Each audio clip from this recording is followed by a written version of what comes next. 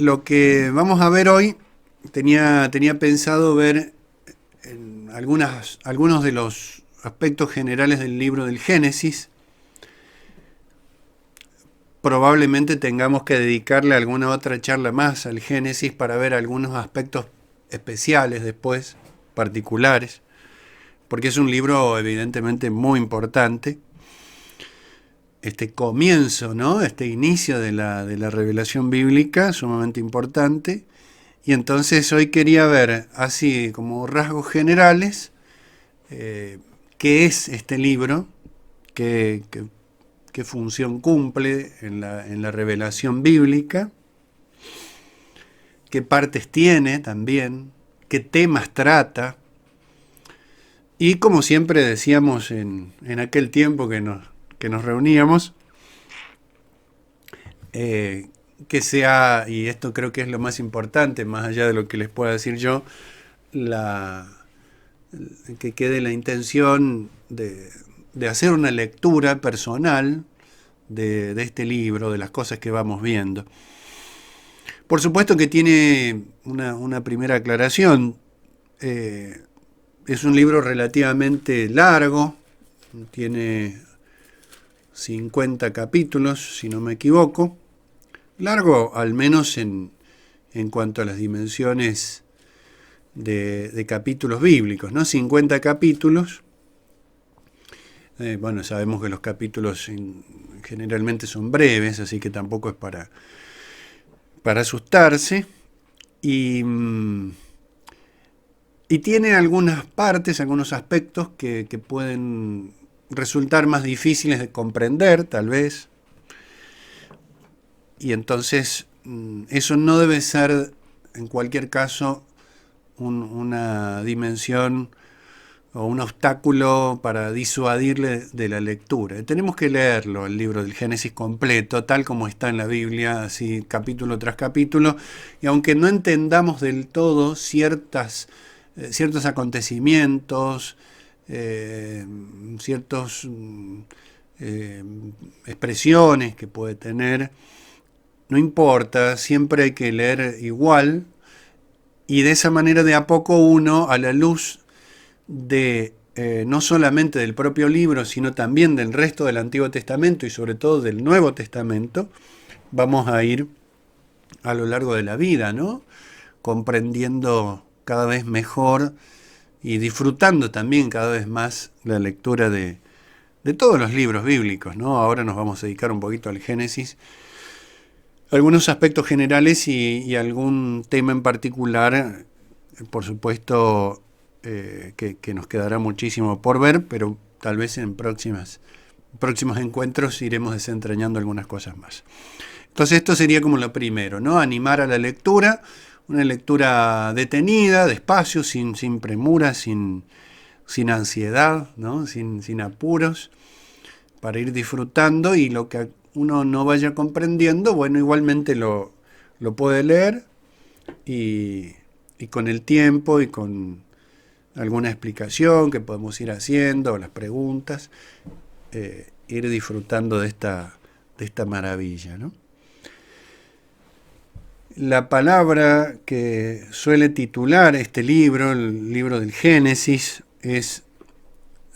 para nosotros es conocida. Génesis, que tiene que ver con la palabra nuestra, generación, inicio, está tomada porque en la lengua hebrea tiene otro título este libro, pero el libro de Génesis como tal está tomada del capítulo 5. Si ustedes se fijan y tienen la Biblia por ahí cerquita, si no se fijan después, en el capítulo 5 comienza así, dice: este es el libro de los descendientes de Adán, ¿no? En el capítulo 5. Ahí va a depender mucho de la traducción que tengan. Esta es la lista de los descendientes de Adán. O puede ser también, este es el libro de las generaciones. Hay generaciones, Génesis, una especie de denominación que después queda en las Biblias nuestras, ¿no? Este es el libro del Génesis, vendría a decir. Libro de las generaciones. concretamente porque habla de las generaciones de Adán. O sea, porque va a ir describiendo este proceso que, usando la misma palabra, solemos llamar genealógico, ¿eh? Cómo se van dando las diversas generaciones, que tiene un sentido también muy importante, porque siempre que se habla en la Biblia de generaciones, tiene que ver, o tendrá que ver, en última instancia, con el descendiente por excelencia que es Jesucristo. Cuando se empieza con las genealogías, con las generaciones, siempre tener presente que esto apunta a Jesucristo, porque la creación apunta a la recreación. Este aspecto es muy importante. Enseguida vamos a hacer alguna otra apreciación sobre esto. Si ustedes se fijan, por ejemplo, acá lo tengo anotado, pero después lo pueden mirar. Generación, que significa también inicio, comienzo. Por supuesto que es el comienzo de la historia de la salvación. Pero si ustedes ven en el Evangelio de San Mateo, el primer versículo del Evangelio de San Mateo dice literalmente eso, ¿no? Libro de la generación de Jesucristo, hijo de David, hijo de Abraham. Así comienza el Evangelio de San Mateo. Libro de la generación. Y literalmente en el griego dice biblos geneseos, ¿no? De la generación. Libro del Génesis, como si San Mateo estuviera diciendo eso, ¿no? El Evangelio comienza hablando de el Génesis, libro del Génesis, libro del comienzo. Es un nuevo Génesis el Evangelio porque es una nueva creación. Nosotros tenemos generalmente la idea de un proceso histórico en tanto cronología. La Biblia ciertamente que tiene eso, que implica una cronología, una temporalidad, pero es mucho más que eso. Casi les diría que el Génesis, por decirlo de alguna manera, ¿no? Que el Génesis, el libro del Génesis, este que vamos a ver, recibe luz del nuevo Génesis. O sea, como si el Génesis, por personalizarlo de alguna manera, contemplara el Evangelio y a partir de lo que ve en el Evangelio, narrara todo lo que precede al Evangelio. Más aún, no solo el Evangelio, que es la recreación, ¿no? Esta palabrita que a veces suena un poco banal, ¿no? Recreo, hay recreo, hay recreación, voy a recrearme. Es como decir, bueno, no voy a dejar lo importante y voy a hacer lo que no tiene tanta importancia. Voy a, no sé, perder el tiempo, divertirme. A veces la palabra recreación para nosotros tiene ese sentido, cuando en realidad es una palabra importantísima y de enorme seriedad.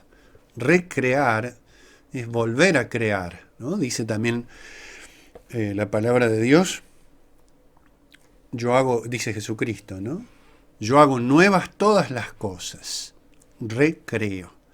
Cuando leemos el Génesis siempre tenemos que tener esto presente. No podemos leer el Génesis, estas son más bien pautas de lectura o de interpretación.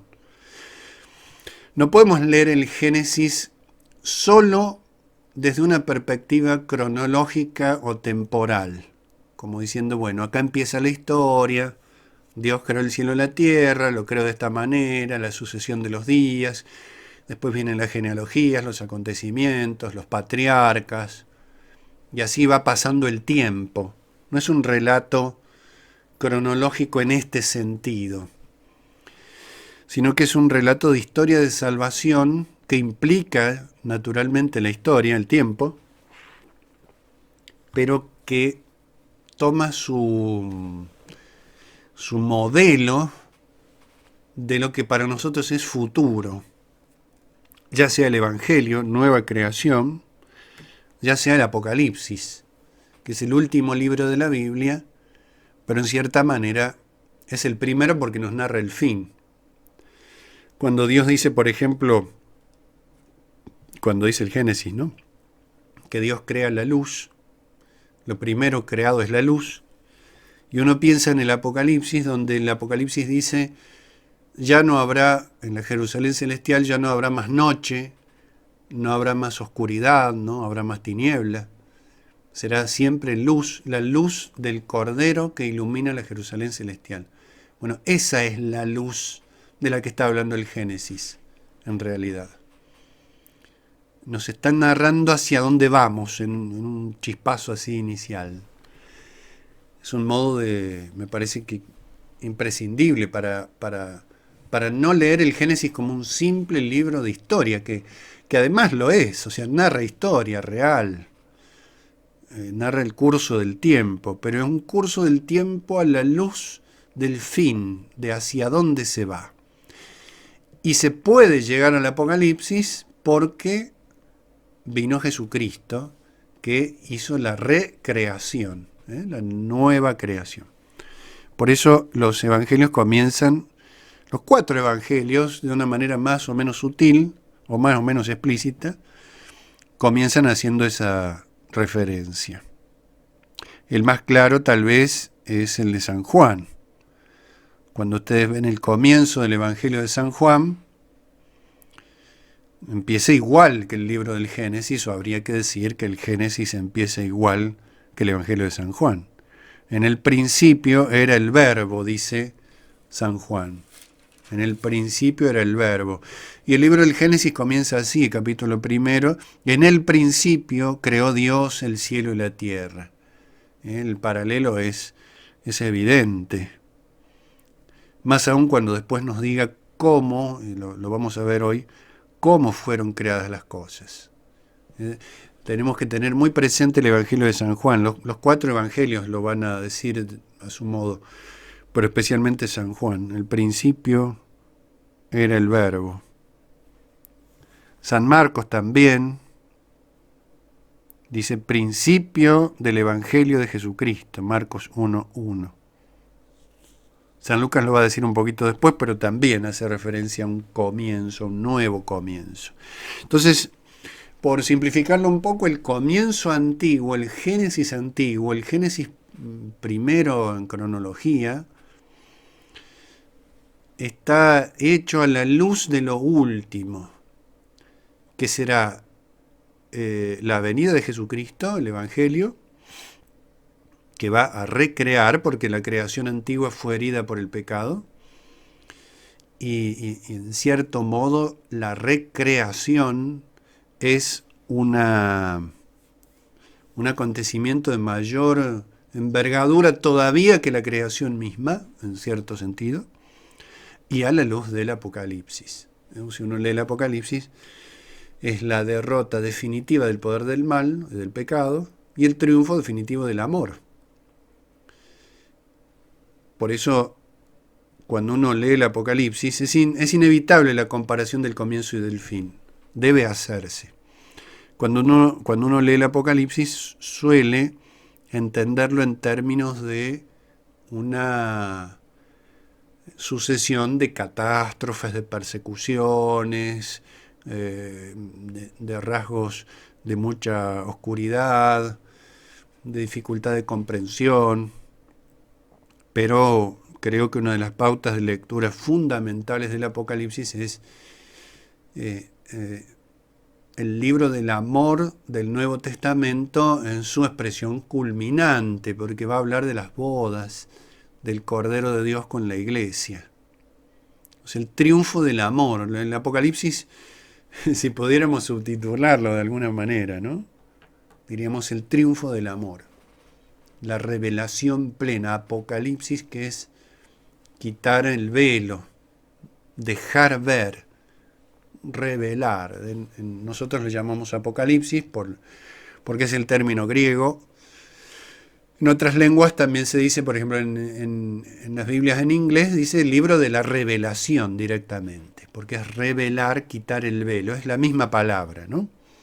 La misma palabra. Entonces en el Apocalipsis se revela, se da a conocer Jesucristo mismo, triunfante a causa del amor de misericordia que tiene con esta historia que se inicia acá, necesitada de redención. Bien, esto como puntapié inicial. ¿Cómo se divide este libro? Además de los capítulos, yo diría que tiene como dos grandes partes el libro del Génesis. La primera parte, desde la creación hasta Abraham, eso es del capítulo 1 al capítulo 12. La historia de Abraham empieza un poquito antes del capítulo 12. Si se fijan, si tienen por ahí la Biblia a mano, en 11:26, ahí se lo menciona. A ver, 11:26 dice: era Teraj de 70 años cuando engendró a Abraham, a Nahor y a Harán. Ahí aparece la mención de Abraham con el nombre antiguo, sin la H, ¿no? Después Dios le va a cambiar el nombre. Abraham, directamente.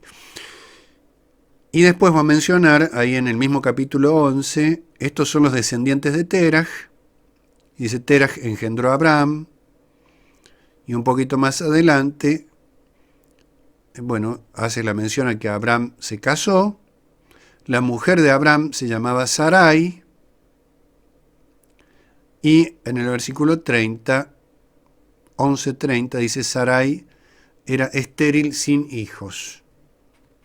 Una expresión muy cortante, importantísima, porque pensemos que Abraham es el gran patriarca de Israel. Tenemos la sucesión de Abraham, Isaac, Jacob, y Jacob es el padre de las 12 tribus. El otro nombre que se le da a Jacob en el Génesis es Israel. De viene el pueblo de Israel, es el pueblo de Jacob. Jacob es el padre de las 12 tribus. Y de esas 12 tribus va, de la tribu de Judá, a venir el Mesías, Jesucristo, el descendiente. En la historia de Abraham, una de las claves es la descendencia, y no cualquier descendencia, sino una en particular que va a derivar finalmente en el Mesías. Esto está al final del capítulo 11, que es la división más general del Génesis, del capítulo 1 al 11. Y del capítulo 12 en adelante viene la historia patriarcal, que se llama. Así que, y esa esterilidad de Sara, en 11:30, muy importante porque va a mostrar que el gran patriarca, el gran padre de Israel, no podía tener descendencia con Sara, y sin embargo Dios le promete que su descendiente va a venir por Sara. Es decir, Dios corrige milagrosamente la esterilidad de Sara, la vuelve fecunda, y de ahí viene toda la gran tradición, la gran genealogía de la salvación que va a terminar en Jesucristo. Lo cual es un dato muy importante porque significa que el pueblo de Dios no tiene por origen la mera fuerza humana. Hay grandes madres en Israel que van a ser estériles y que Dios va a revertir esa esterilidad. Cambia la esterilidad en fecundidad. Y eso empieza con Abraham y Sara. O sea, no era posible humanamente que existiera el pueblo de Dios. Y sin embargo va a existir por pura gracia. Es una verdad importantísima esta en todo el Antiguo Testamento, en el libro del Génesis desde ya, y una verdad con la cual Israel se va a rebelar muchas veces, el Israel pecador al menos, cuando quiere ser como los demás pueblos. O sea, no es que Dios elige un pueblo simplemente, sino que Dios hace que ese pueblo exista. En el sentido más profundo de las palabras, no es que Israel está dando vuelta por ahí y Dios dice, bueno, a ver, ¿Qué pueblo podemos elegir para que venga el Mesías? Bueno, elegimos uno. No, lo hace existir, o sea, por eso se llama pueblo de Dios. Porque Dios le da el existir al elegirlo. Funciona al revés que en las cosas creadas, ¿no? Nosotros elegimos algo porque es bueno. Nos dan a elegir algo. Y dice, bueno, ¿qué preferís esto o lo otro? Bueno, fijamos lo que más nos conviene, lo que sea mejor, lo elegimos porque es bueno. No, Dios elige creando, lo hace existir. Y queda muy claro a partir ahí de esta esterilidad de Sara. Bueno, este es el final del capítulo 11. Ahora vamos a ir al comienzo, pero quería marcar la gran división del Génesis. Capítulo 1 al 11, o 1 al 12, si se quiere, todo el 11 pertenece a la primera parte, y del 12 al 50, la segunda gran parte. Así que 1 al 12 y 12 al 50. En el final del capítulo 11, que leíamos esto de los comienzos de Abraham, dice, Teraj, que es el padre de Abraham, Teraj tomó a su hijo Abraham, a su nieto Lot, el hijo de Harán, y a su nuera Sarai, la mujer de su hijo Abraham, y salieron juntos de Ur de los Caldeos. Ese es el lugar de nacimiento de Abraham, Ur de los Caldeos, para dirigirse a Canaán.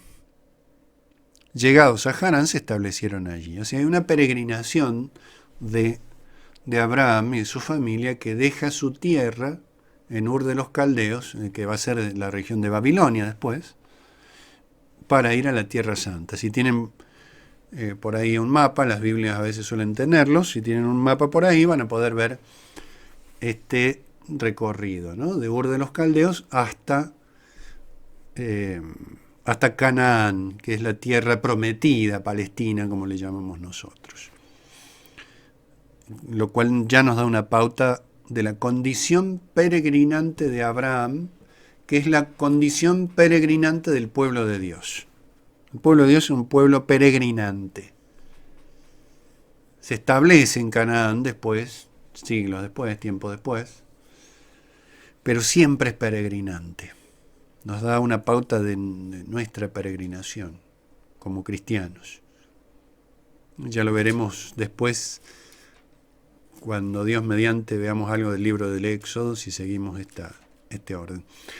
Entonces, esta es la división general. Dos grandes partes, una que podemos llamar la historia de los orígenes de todo lo que existe y especialmente de la humanidad, que se va circunscribiendo, o sea, la gran creación, en toda su amplitud, que aparece en el versículo primero, dice, en el principio creó Dios el cielo y la tierra. Todo, absolutamente todo está en el primer versículo. Y se va a ir circunscribiendo de a poco en esta descendencia, especialmente en la genealogía, se va a ir circunscribiendo hasta llegar a Abraham. Abraham es un punto vertebral en esta historia. Todo converge hacia Abraham. Y a partir de Abraham, segunda parte del libro del Génesis, Abraham, Isaac, Jacob, las 12 tribus, y el gran problema que va a estar dedicado una parte amplia de la segunda parte del Génesis a este establecimiento, al motivo por el cual el pueblo de Israel va a Egipto. O sea, el Génesis termina, si quieren ver, en el capítulo 50.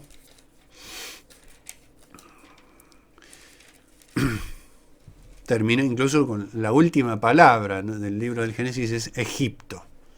También una tierra que tenemos que dedicarle una pequeña reflexión.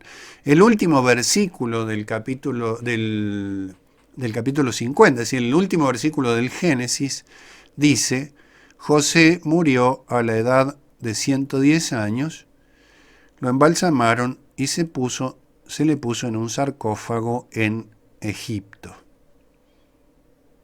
Y unos versículos más atrás por ejemplo, versículo 25, penúltimo versículo del Génesis, dice José, bueno, ustedes conocen la historia de José por estas circunstancias de la maldad de sus hermanos, de la envidia de sus hermanos, termina José en Egipto y después adquiere una relevancia muy importante con el faraón. Y José va a salvar a su pueblo de la muerte. Entonces tenía una gran importancia.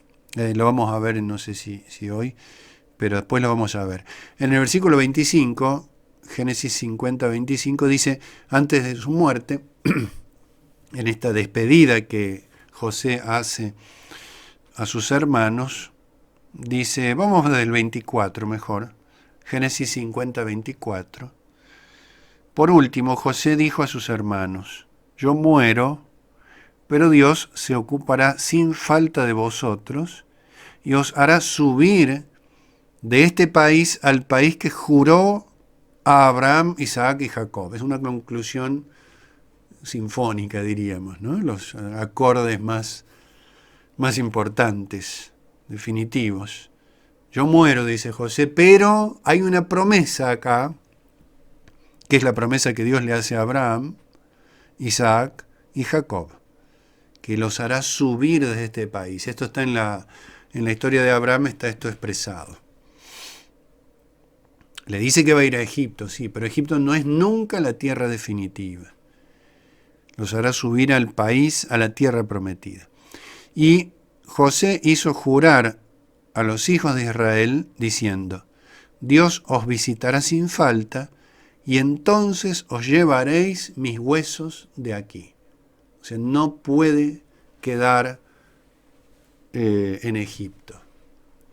Se va a narrar después ese traslado de los huesos de José hasta su descanso en la tierra de Canaán.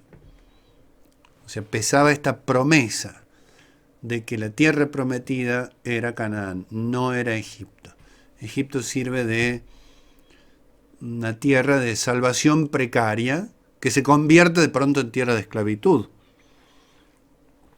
que es el tema del libro del Éxodo, es el comienzo del libro del Éxodo.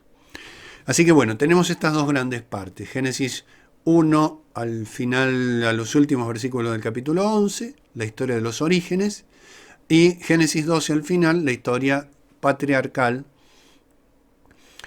teniendo en cuenta que se va dando esta, y es una pauta de lectura también, se va dando a lo largo del libro del Génesis una circunscripción cada vez más estrecha. Se parte del versículo 1, Dios creó el cielo y la tierra, pudiéramos decir la gran apertura de la historia. Dios creó todas las cosas, significa ese versículo 1. Y todas las cosas que Dios creó deben ser recreadas, deben ser restauradas. Por el pecado que se comete, la creación se queda golpeada y deteriorada, desorganizada, separada de la fuente de la vida, separada de Dios, y las repercusiones que tendrán lugar a lo largo de toda la historia. Y entonces todo este versículo primero, en el principio creó Dios el cielo y la tierra, podemos leerlo también, en el principio Dios recreó el cielo y la tierra, en el principio. Y acá la palabra principio de este versículo 1 es bastante profunda, porque es verdad que hace referencia al inicio del tiempo. El tiempo comienza con la creación. La creación es dar el ser a partir de la nada. Crear propiamente es a partir de la nada. Pero fijémonos la profundidad que tiene este versículo si lo leemos así, ¿no? En el principio creó Dios el cielo y la tierra.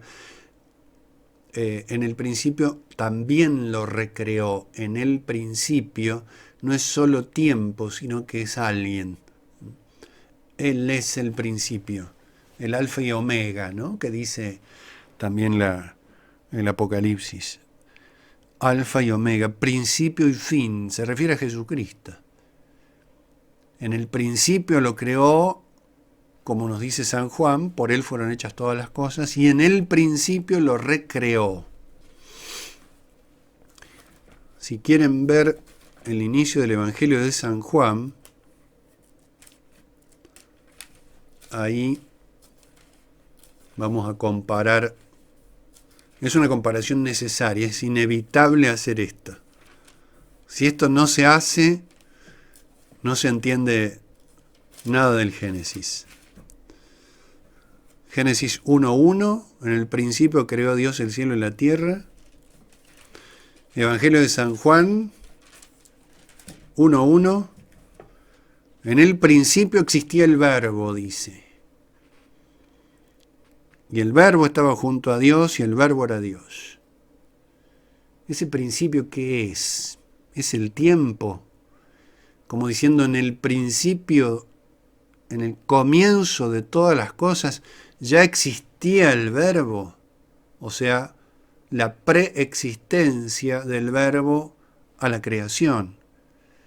Cuando se da la creación ya existía el Verbo, ya existía la palabra de Dios. Una alusión a la Trinidad, por supuesto, que está acá en el Génesis también. En los primeros versículos la descubrimos por el Nuevo Testamento. En el principio existía el Verbo. Y nos dice, todo se hizo por el Verbo. Todo se hizo por el Verbo. Y sin él no se hizo nada de todo lo que se hizo. Lo que se hizo en él era la vida, o él era la vida era la luz de los hombres, la luz brilla en las tinieblas, y las tinieblas no la vencieron. Fíjense que el Génesis hace lo mismo, hace exactamente lo mismo, anunciando eso. Lo primero que Dios crea es la luz, que brilla en las tinieblas, y nos dice Génesis 1:3, dijo Dios, haya luz, y hubo luz. Dijo Dios. Dios crea diciendo, crea por la palabra. Por eso dice, por él fueron hechas todas las cosas. Dijo Dios, haya luz y hubo luz. Vio Dios que la luz estaba bien y apartó Dios la luz de la oscuridad. Aparta la luz de la oscuridad. Separa luz y tinieblas. Hay una separación, un corte. No tiene nada que ver luz y tinieblas. Y además vio que la luz era buena.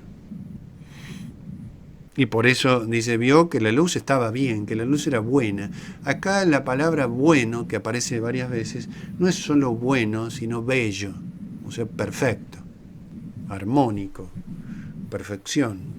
Entonces, lo primero es la luz. ¿Y qué hay en el versículo 2? Dice, la tierra era caos y confusión y oscuridad por encima del abismo, y un espíritu, un soplo, un viento de Dios aleteaba por encima de las aguas, en la ruaj que se llama en el texto hebreo, ¿no? Ruaj, el viento de Dios, el espíritu de Dios por encima de las aguas. Entonces fíjense, tenemos Dios, creó el cielo y la tierra, tenemos el espíritu que sobrevuela por encima de ese caos y esa tiniebla, y tenemos la palabra.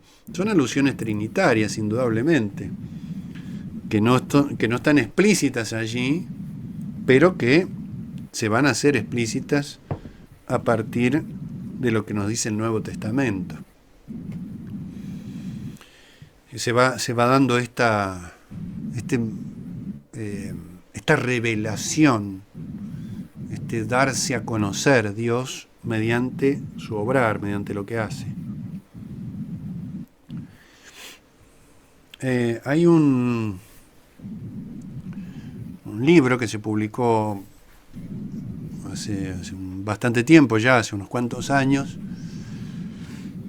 donde su autor, o sea, no es un traductor en realidad, encontró en la Biblioteca Vaticana un Targum, que los Targum en la antigüedad eran pequeñas traducciones, pequeña glosa, un pequeño comentario muy breve a los textos bíblicos que se leían en las sinagogas. Y se encuentra hace unos cuantos años ya, siglo pasado, en la Biblioteca del Vaticano, un Targum que se llamó después Targum Neófiti, por determinadas razones, los neófitos convertidos al cristianismo, y eran judíos convertidos al cristianismo que habían conservado a lo largo de mucho tiempo y distintas circunstancias, básicamente lo que se predicaba en las sinagogas de Israel en tiempos de Cristo. O sea, hoy en día tenemos acceso a estas pequeñas traducciones comentadas, muy sucintas, ¿no? Prácticamente el texto bíblico, casi igual, en tiempos de Cristo. Y ahí dice ese Targum, ese libro, cuando narra la creación, dice expresamente la palabra de Dios. No dice solo dijo Dios, sino dice la palabra de Dios dijo. Con lo cual ya nos podemos dar cuenta que en tiempos de Cristo, cuando Jesús va a revelar la Santísima Trinidad, había un fondo ya preparado para esa revelación, ya desde el Génesis mismo. Si bien la Trinidad es una revelación propia del Nuevo Testamento, en el Antiguo Testamento ya están los indicios, ya está la preparación que nosotros podemos comprender desde el Nuevo Testamento. Así que entonces tenemos este gran inicio, ¿no? Principio, que significa no solo un comienzo temporal, sino Dios mismo como principio, e incluso en este marco trinitario, el principio Jesucristo. Y es casual, digamos, no es casual que la creación se realice mediante la palabra y esté el Espíritu. Más aún, ahí dice este Targum que les estoy citando, no solamente el Espíritu que sobrevolaba, que aleteaba, sino que, en cierto modo, era un espíritu de amor, dice. Expresamente pone esa palabra. Un espíritu de amor. O sea, hay cierta incidencia en esa tiniebla, en ese caos, que simbólicamente representa el mal. Por supuesto, Dios creó todas las cosas y después de la creación comienza la triste historia del pecado, ya sea en el caso de los ángeles, ya sea en el caso del pecado original en los hombres. Pero es notable esto, ¿no? Un espíritu de amor. Y el amor incide en lo amado. O sea, hay una acción ya redentora, en cierto modo, santificadora, que influye en la creación. Bueno, acá hay muchas cosas, ¿no? en estos primeros versículos, pero antes de que se nos corte la transmisión, avanzar un poquito más. Dios va a ir creando, después de esto lo pueden ir leyendo, va a ir creando de manera progresiva, en el relato bíblico. Los 3 primeros días va a ir distinguiendo, ¿no? Luz y tinieblas, en primer lugar, la gran distinción, que es una distinción que en su sentido más profundo tiene que ver con el conflicto luz-tinieblas, entendido en el sentido del Nuevo Testamento, y bueno, ya en el Antiguo, que es el pecado y la gracia, el poder de Dios y el poder de las tinieblas.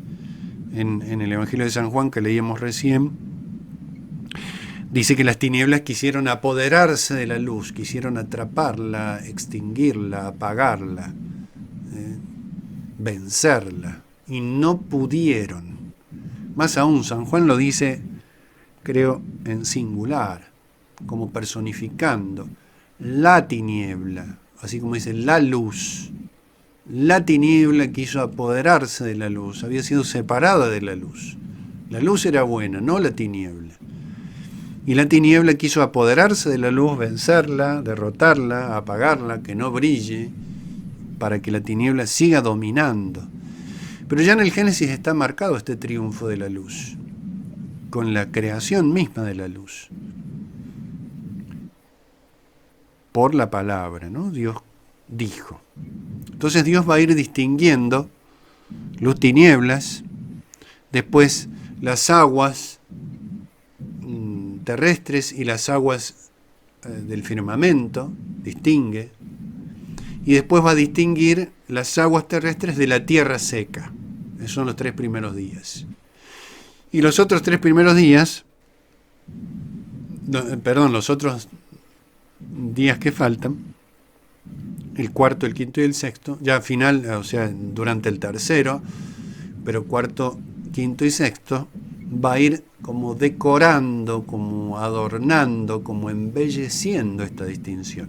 Dios aparece acá y es lindo verlo así, creo que alguna vez lo hemos comentado, como un supremo artista, un artesano que va haciendo su obra de esa forma, ¿no? Despacio, distinguiendo los materiales primero, como haría un artesano. Bueno, acá están los materiales para trabajar.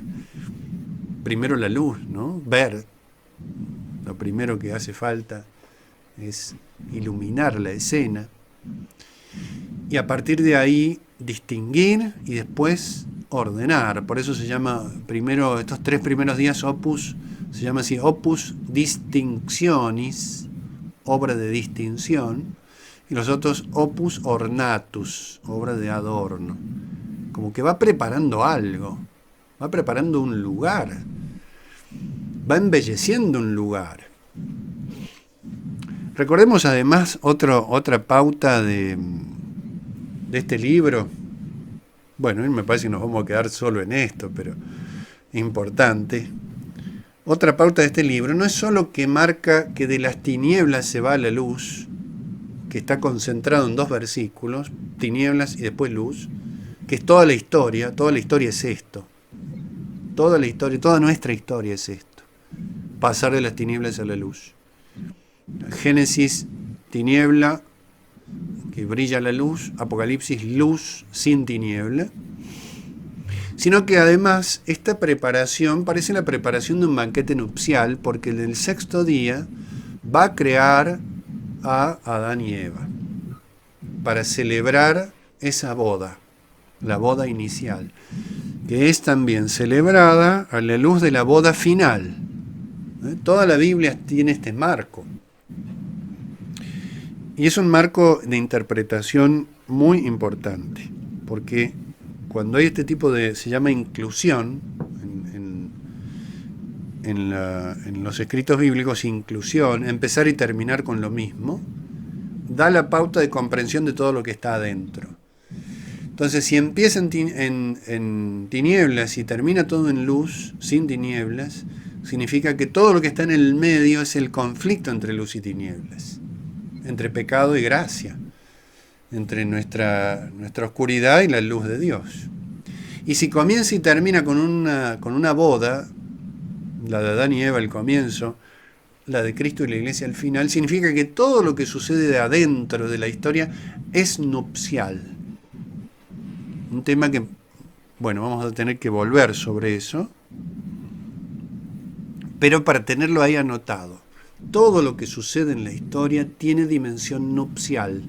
Esta nupcialidad, este vínculo de amor entre Dios y los hombres, entre Dios y la criatura. Un vínculo de misericordia.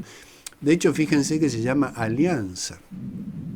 Vieron que decimos Antiguo Testamento, Nuevo Testamento. Es antigua alianza, nueva alianza. Alianza que sí es amor.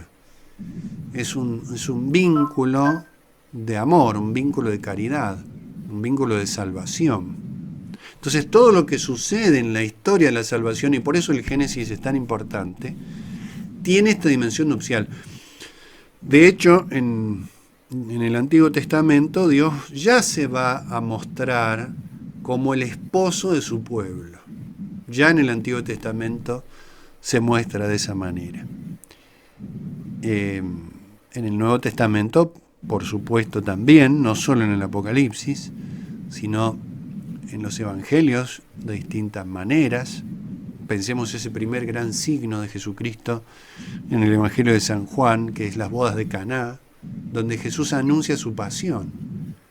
La pasión de Cristo es un acto esponsal, porque Jesucristo derrama su sangre para salvar, para redimir a la iglesia. Así que eso también está allí presente.